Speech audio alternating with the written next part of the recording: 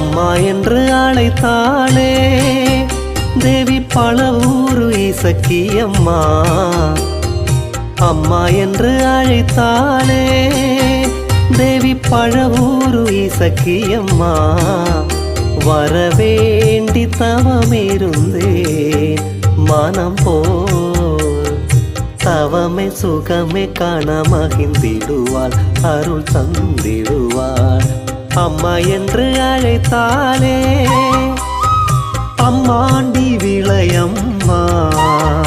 வரவேண்டி தவமிருந்தே மனம் போ தவமே சுகமே காண மகிழ்ந்திடுவாள் அருள் தந்திடுவாள்.